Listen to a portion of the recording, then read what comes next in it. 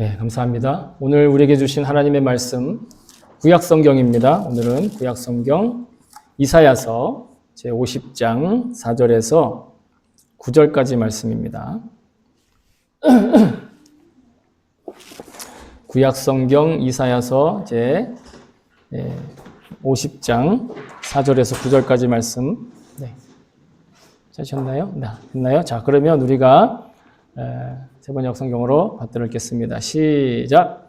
주 하나님께서 나를 학자처럼 말할 수 있게 하셔서 지친 사람을 말로 격려할 수 있게 하신다. 아침마다 나를 깨우쳐 주신다. 내 귀를 깨우치셔서 학자처럼 알아듣게 하신다. 주 하나님께서 내 귀를 열어주셨으므로 나는 주님께 거역하지도 않았고 등을 돌리지도 않았다. 나는 나를 때리는 자들에게 등을 맡겼고 내 수염을 뽑는 자들에게 뺨을 맡겼다. 내게 침을 뱉고 나를 모욕하여도 내가 그것을 피하려고 얼굴을 가리지도 않았다. 주 하나님께서 나를 도우시니 그들이 나를 모욕하여도 마음이 상하지 않았고 오히려 내가 각오하고 모든 어려움을 견디어냈다.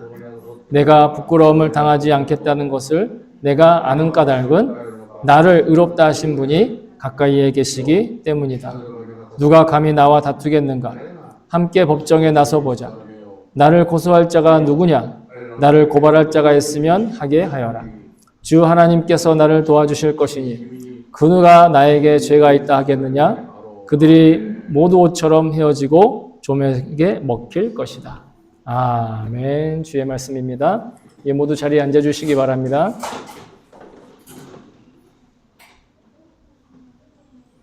예, 자 그러면 제가 대표로 이 시간 설교를 위해서 기도하도록 하겠습니다. 참 좋으신 하나님 아버지 감사합니다. 오늘도 우리에게 귀하고 복된 말씀을 주시고 또 각자에게 이 땅에 살아갈 때 주님의 사랑하시는 백성의 합당한 모습으로 살 수 있는 소망과 그리고 능력의 말씀 주실 줄로 믿습니다.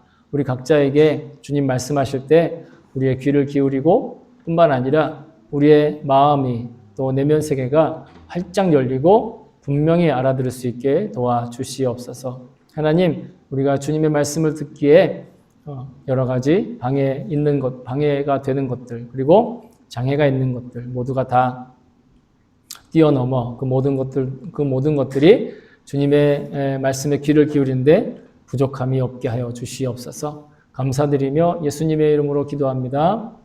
아멘. 할렐루야. 죄송합니다. 예, 계속해서 사순절 말씀. 오늘은 5번째 주일. 우리가 지난 주일에 죄송합니다. 오늘 6번째 주일이고 지난 주일 5번째 주일 말씀으로 나누었는데 지난 주의 말씀은 육신으로 사는 생각과 영으로 사는 생각. 그래서 육신으로 사는 삶은 결국 하나님을 대적함으로 사망에 이르게 된다. 그러나 성령의 생각으로 사는 삶이란 우리를 하나님을 기쁘시게 하고 생명과 영생 그리고 평안의 지평으로 우리를 이끌어 가신다. 그러니 우리는 우리 안에 계신 그리스도의 영으로 또 그 모든 것들을 살아가며 하나님의 시선으로 우리 삶의 모습들을 새롭게 발견하며 주님과 동행하는 든든하고 그리고 견고한 삶을 살아갈 수 있게 되기를 소망합니다. 아멘. 네. 오늘은 6번째 날이요, 주일. 왜 이런지 모르겠으면 오늘따라. 죄송합니다. 이사야서 50장의 말씀으로 주님이 주시는 말씀에 귀를 기울이기 원합니다. 여러분, 우리가 이사야서를 읽었는데, 이사야서는, 죄송합니다. 이사야라는 예언자의 글입니다. 우리가 예언이라는 말을 종종 듣기도 하고 하기도 하는데 보통은 이 예언이 오해가 되고 있어요. 어떤 예보를 한다거나 아니면 점을 친다거나 아니면 뭔가를 이렇게 앞에 일을 맞추는 것, 앞에 일어날 일을 맞추는 것에 초점이 맞춰져 있는데 성경이 말씀하시는 예언이란 하나님의 말씀을 맡았다. 즉, 그 통장 예금처럼 예금이라는 건 맡긴다는 뜻이잖아요. 통장 예금을 맡기는 것처럼 하나님이 우리에게 말씀을 맡기시는데 그 사람에게 맡겨서 사람들한테 전하게 하신다라는. 그래서 예언자는 자신의 지식이 아니라 하나님의 마음을 전달하는 것. 하나님의 마음을 전달하는 심부름꾼이 바로 예언자라는 겁니다. 그러니까 앞날에 대해서 자기가 이러쿵 저러쿵 점치고 맞추는 사람이 아니라 자기의 생각을 말하는 사람이 아니라 하나님의 말씀을 먼저 듣는 사람. 그러니까 뭔가를 말하는 사람이라기보다는 하나님의 말씀을 먼저 듣는 사람이 바로 그리고 전하는 사람이 바로 그 심부름꾼이 예언자라는 것입니다. 그러니 예언자의 사명은 이 그림에서 보는 것처럼 먼저 듣는 데 있습니다. 앞으로는 이렇게 제가 그림을 좀 준비해서 AI가 그려줬어요. 제 원고를 보고. 네, 그림이 벌써 AI틱하지 않습니까? 네. 어쨌든 그래서 성경은 대부분 이 하나님께서 이 땅을 어떻게 회복하시는가 그리고 어떻게 구원의 결말을 이끌어 가시는가 그런 일들에 대해서 대부분 선포하고 선언하는 데 집중하고 있어요. 그러니까 앞에 무슨 일이 일어날까? 앞으로 어떤 일이 벌어질까? 그것도 사실은 그것이 하나님이 이 땅을 어떻게 회복하실까? 어떻게 구원하실까? 그 구원한 결과는 무엇일까? 이거에 대한 말씀으로 집중하고 있다는 것이죠. 오늘 말씀하시는 이사야 예언자도 하나님께서 그 거룩하시고 심판하신 것을 환상으로 보여주셨을 때 그걸 보고 이스라엘에게 전하라는 말씀을 전달하는 사명을 받은 사람입니다. 이사야서가 굉장히 분량이 많습니다.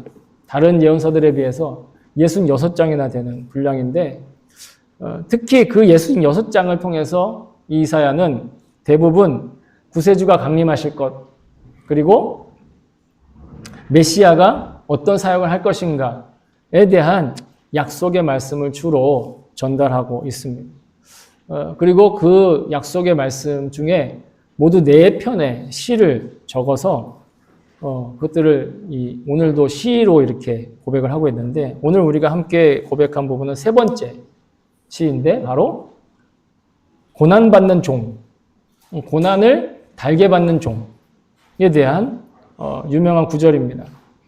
근데 이 고난받는 종은 이 땅의 현실로 한 인물로 나타났습니다. 우리가 너무 잘 아는 그런 인물인데 바로 예수님이죠. 예수님은 자기의 권한과 권리를 주장하지 않고 오히려 자기의 비어있는 모습을 통해서 약속이 성취되었다는 걸 알려주셨어요. 그래서 바울은 이렇게 이야기를 합니다. 바울의 이야기를 우리 같이 바울의 고백을 같이 우리도 고백해 봅시다. 시작. 그는 근본 하나님의 본체시나 하나님과 동등됨을 취할 것으로 여기지 아니하시고 오히려 자기를 비워 종의 형체를 가지사 사람들과 같이 되셨고 아멘. 하나님이시면서도 사람의 모습으로 나타나셔서 하나님의 권리를 주장하지 않으셨다라는 마치 이것은 여러분 제가 컴패션 그런 그 비전 트랩도 갔다 왔지만 거기에서 살라고 그러면 참 힘들어요. 그런데 그 환경을 보고 경험을 통해서 정말 중동에서 제일 부자가 누구라고요? 있었는데 한창 만수르 같은 사람이 자기 돈을 다 버리고 그냥 자기 권리를 주장하지 않고 그냥 거기 들어가서 그들과 똑같이 사는 것과 똑같은 거예요. 여러 가지 비유들이 많이 있는데 실질적으로 우리가 이 피부에 와닿는 건 바로 그런 거죠. 왕이 종이 됐다든지 아니면 인간이 개미가 됐다 이런 건 좀 현실성이 없잖아요. 근데 실제로 우리의 현실 만약에 여러분의 재산, 여러분들이 가지고 있는 삶의 터전 이런 걸 다 그냥 그대로 놔두고 빈민가에서 산다. 그거와 마찬가지 그런 것보다 훨씬 더 큰 그런 내려놓음, 그런 자기 비움이었다라는 것입니다. 오늘 본문의 고난을 받는 종도 그런 고난의 모습을 자원하여 달게 받는 사람의 모습이라고 할 수 있습니다. 오늘 먼저 본문에 일본어 성경과 우리말 성경이 단어가 좀 다르긴 한데 우리말 성경에는 학자라는 표현이 나와요. 학자처럼 말하고 학자처럼 듣는다. 일본어 성경은 네시, 즉 제자라는 표현이 나오는데 우리말 성경 기준으로 말씀드리면 학자란 우리가 생각하는 것 같은 그런 학문적인 박식한 그런 사람을 말하는 게 아니라 배우는 사람을 학자라고 표현하고 있는 거예요. 왜냐? 이 배울 학자와 사람 자자를 써서 배우는 사람이라는 거예요. 단지 말해 무슨 학위가 있고 어떤 학교를 나와서 그런 어떤 가지고 있는 그런 사람이 아니라 하나님에 대해 듣는 귀가 열려 있는 사람, 말귀가 밝은 사람, 하나님의 말씀을 잘 듣는 경청하는 사람이 바로 학자라는 겁니다.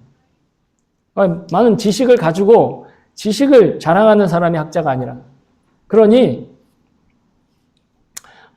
남들에게 오해하지 않도록 잘 듣고 잘 전달하는 역할이 바로 학자의 역할이에요. 그래서 일본어 성경은 이 단어를 제자라고도 번역을 하고 있어요. 같은 히브리어를 가지고. 그럼 어떻게 학자이면서 동시에 제자인 모습으로 하나님의 말씀을 우선적으로 경청할 때 우리는 정말 수고하고 무거운 짐을 진 이웃과 가족에게 하나님의 말씀을 들려줄 수 있는 그런 삶을 살아가게 된다는 것입니다. 이런 고백을 통해 우리는 그들을 격려하고 우리와 같이 살아가는 우리의 이웃과 우리의 가족들과 그리고 우리가 만나는 친구들에게 격려를 힘을 나눠줄 수 있는 그 여력이 생겨간다는 것입니다. 그래서 아까도 말씀드린 것처럼 대체로 사람들은 자기가 뭔가를 많이 알고 자기가 아는 걸 많이 이야기할 수 있어야 똑똑하고 실력자라고 생각을 하죠. 그런데 성경은 진정한 실력자란 하나님의 말씀을 먼저 귀 기울여 듣고 그 말씀과 동행하는 사람이라고 이야기합니다. 그래서 예수님도 매일 아침 하나님과의 친밀한 교제 가운데 사시기 위해서 매일 아침 거르지 않고 기도의 자리로 나아가셨다라는 거예요. 성경은 이런 예수님의 모습을 이렇게 기록하고 있습니다. 예수님이 말씀을 한번 읽어보겠습니다. 시작. 새벽 아직도 밝기 전에 예수께서 일어나 나가 한적한 곳으로 가사 거기서 기도하시더니 아멘. 예수님께서 매일 아침 한적한 곳에 가서 사람들이 없는 곳에 가서 기도하시며 하나님의 말씀에 귀를 기울이셨다는 거예요. 그럼 사람들 의아하게 생각합니다. 예수님 하나님이신데 예수님은 하나님과 하나인데 어떻게 기도할 수 있어? 기도하지 않아도 되잖아. 기도하지 않아도 하나님 다 하시는데 다 하실 수 있는데 여러분 예수님이 기적을 일으키시고 죽은 사람도 살리시고 병든 사람 고치셨어요. 그 능력은요 여러분 그분이 어떤 뭔가를 단련해서 그런 것이 아니라 그분이 하나님이기 때문에 그런 거예요.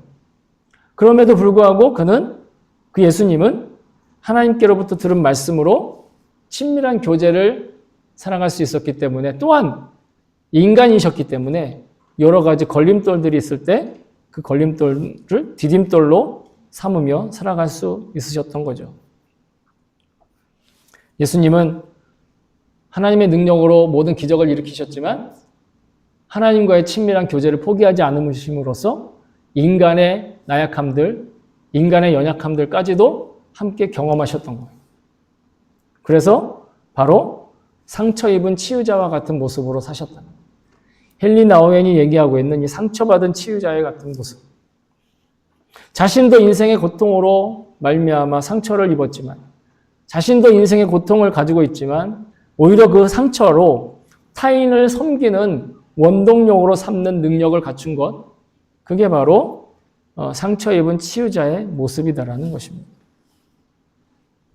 그래서 우리가 성령 충만한 삶을 이야기하는데 성령 충만한 삶이란 어떻게 보면 가장 먼저 하나님의 말씀을 경청함으로써 주님과 동행하는 삶을 살며 자신의 상처조차도 남을 돕는 에너지로 쓸 수 있는 사람.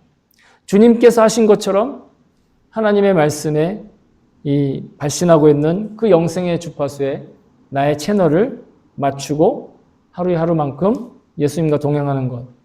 여러분 이것이 바로 성령 충만한 것이고 주님의 그 그 귀를 기울이며 살아가는 삶의 모습이다라는 것입니다. 그러니 우리도 자기의 경험과 생각과 실력과 어떤 이러한 조건들 고집하기보다 가장 먼저 주님의 음성을 듣는 배우는 사람으로서의 학자, 배우는 사람으로서의 제자가 되고 말하는 사람으로서의 제자가 되고 그래서 자기도 살려나고 자기도 살아나고 그리고 자기에게 주는 모든 인연들을 살릴 수 있는 말을 하며 살아갈 수 있다는 것을 믿습니다. 뿐만 아니라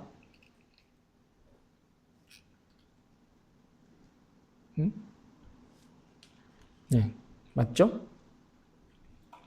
뿐만 아니라 귀를 열어주시는 주님의 말씀을 경청하며 교제하는 이들은 어떤 모욕과 고통과 수치와 비난에도 당당하게 얼굴을 들고 살 수 있는 능력을 갖추게 되는 것입니다.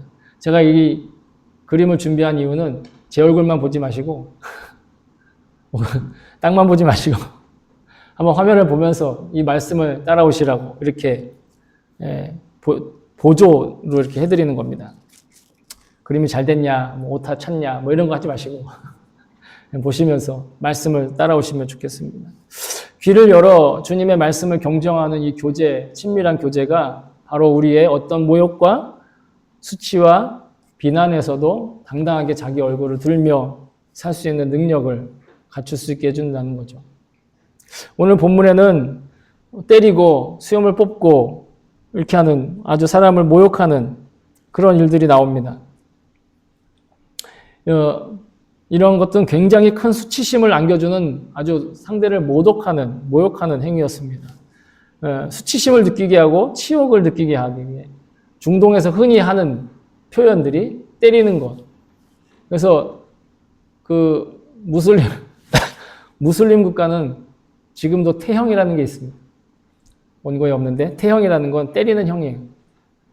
굉장히 수치스러운 형벌이죠. 또 수염을 뽑아요. 침을 뱉고 옷을 벗기고. 그래서 구약 시대에 다윗 시대에도 이런 일 때문에 나라 간에 전쟁이 일어나는 일이 있었습니다.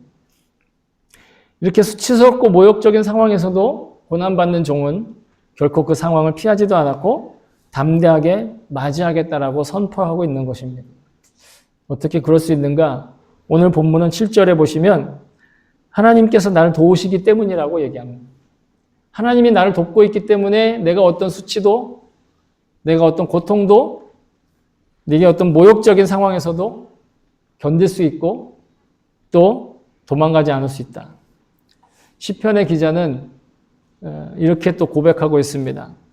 시편 23편 4절의 말씀 같이 한번 고백할까요? 시작.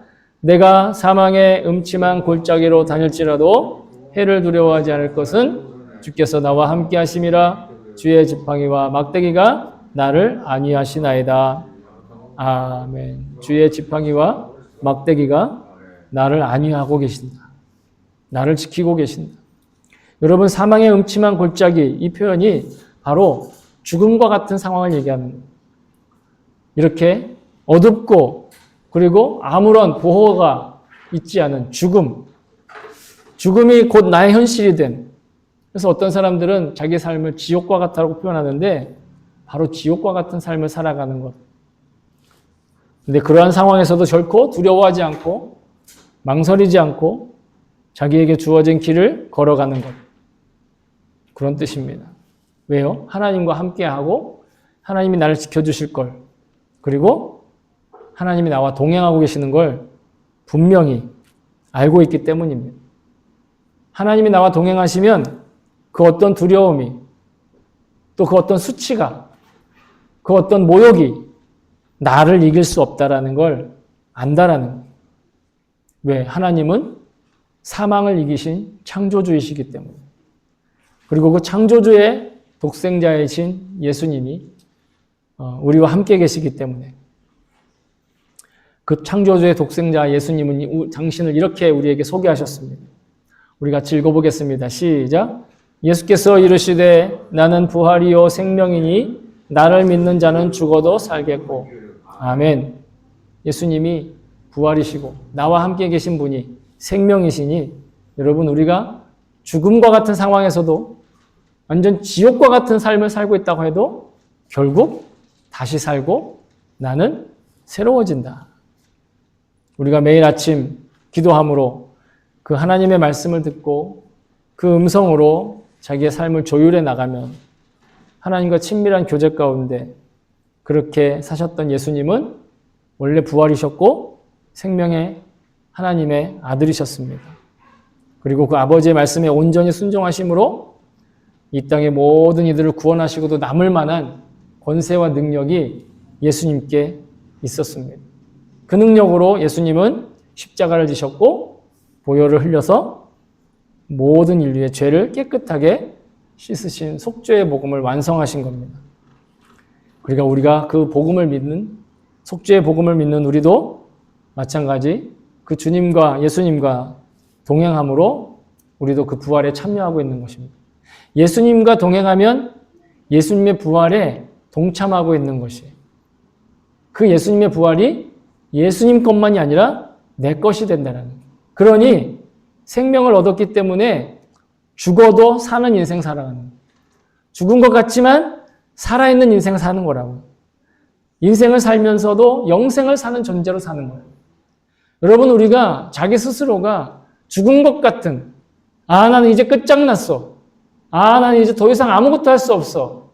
라고 우리 마음 가운데 낙심하고 좌절할 때 있잖아요.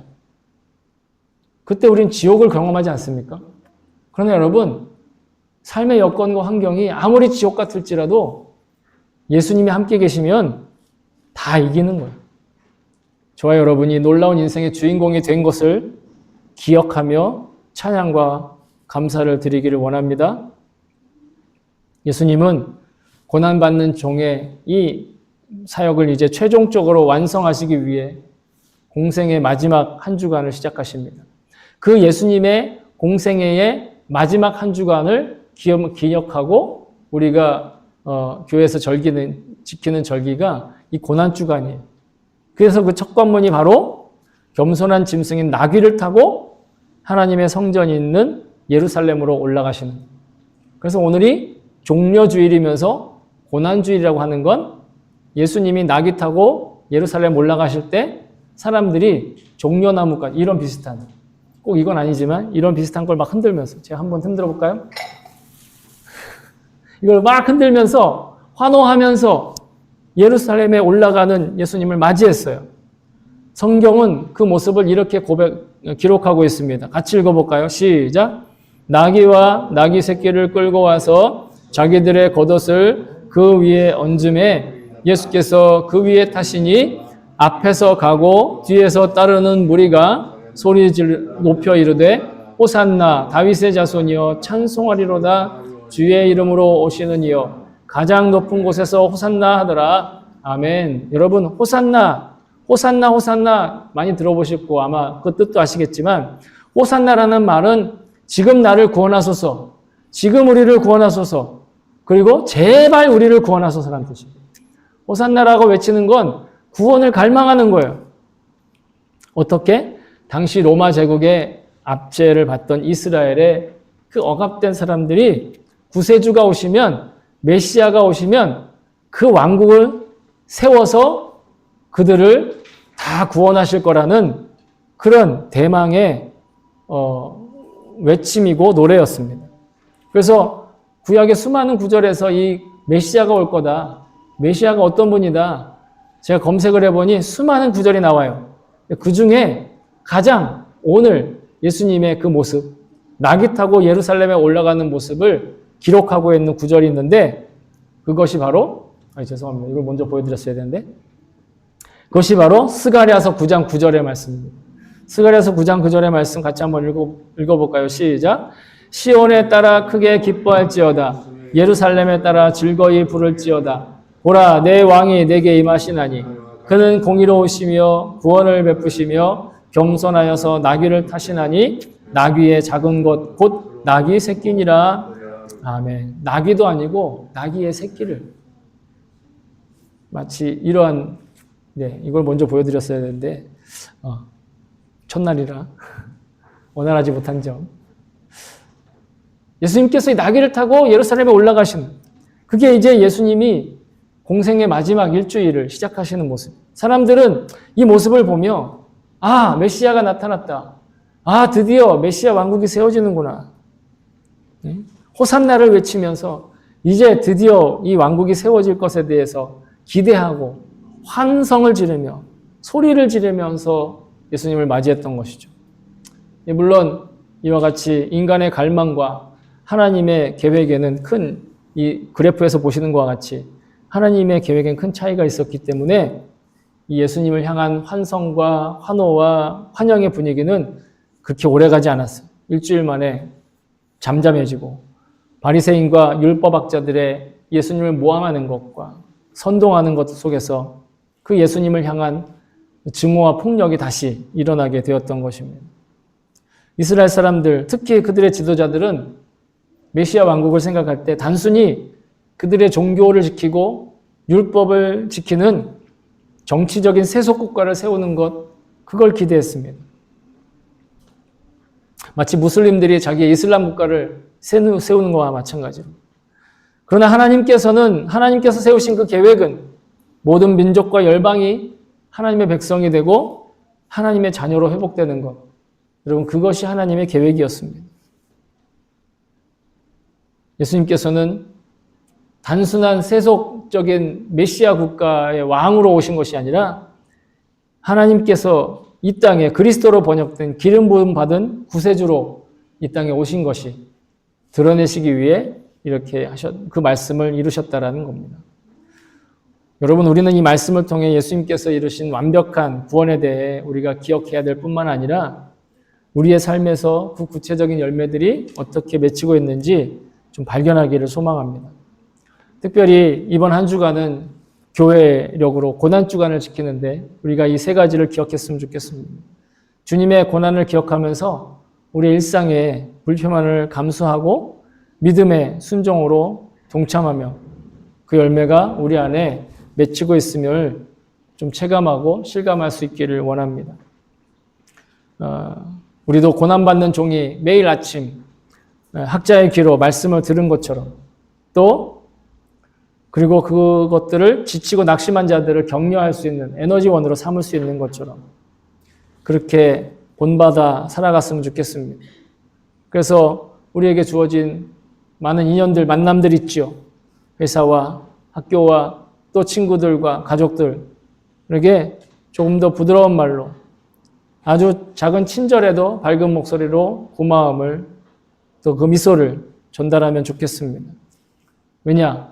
나의 능력으로 나의 실력으로가 아니라 우리 안에 지금 그리스도께서 나와 함께 임재하시고 동행하시기 때문에 그저 우리가 할 일은 내가 어떻게 행동할까 보다 주님을 바라보면서 주님이 주시는 감동에 순종하는 것입니다. 그것뿐만이 아닙니다. 우리가 우리의 삶을 통해 살다 보면